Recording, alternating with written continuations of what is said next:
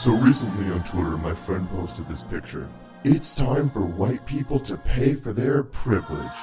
The equality tax. It's irrefutable. White people are privileged. Recognition of this basic fact of life is not enough. It's time to take action to level the economic playing field. At the time when penis of cock is still tremendously disadvantaged, despite the best efforts of affirmative action policies, something else must be done. To even the playing field, the privileged should pay more. I don't know how much more, but it must be more. Let's start at 5%, as if centuries of subjugation could ever be righted by such a minuscule percentage. Certainly, the privileged can stand to spare 5% with all their economic advantages. What would 5% equality tax mean? $151 billion. Beyond the initial wave of obvious absurdity that first hits you lies a deeper issue, which has always been my main issue with equality. That being that equality in its purest form is a fascist concept. I don't believe in equality so much as I believe in the non-aggression principle. In short, nobody has any right to use force or coercion against anyone or their property. Period.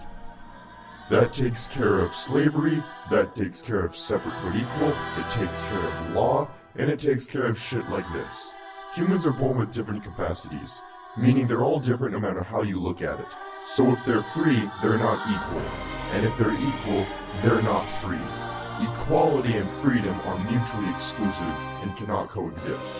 The biggest problem with equality is that unlike the NAP, not everybody has the same definition of it. For example, separate but equal. And what's more is that the ideology behind equality has been completely flipped on its head from times like the 1960s. Back then, it was about taking the people you view as disadvantaged and building them up.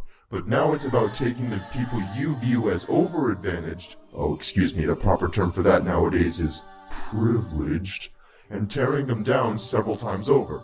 We're not equal. None of us are equal, you fucking commies. I get that these people are, allegedly, well-intentioned. But if you should take away anything from 1984, it's that you can't just look at what people do. You need to look at how they want to achieve those goals. Case in point, the equality tax. Making racism illegal sounds great on paper, but to do that, you would need to thought police people. And even if all of them did have the same idea of what equality really is, most of them can't agree on what actions they want to take to achieve that goal. But here's the kicker. The only way to achieve absolute equality is to make sure that no one has any rights at all. Just like Soviet Russia. So the next time you hear a liberal going on and on and on about how they're just a peaceful protester pushing for equality, you may wish to picture North Korea.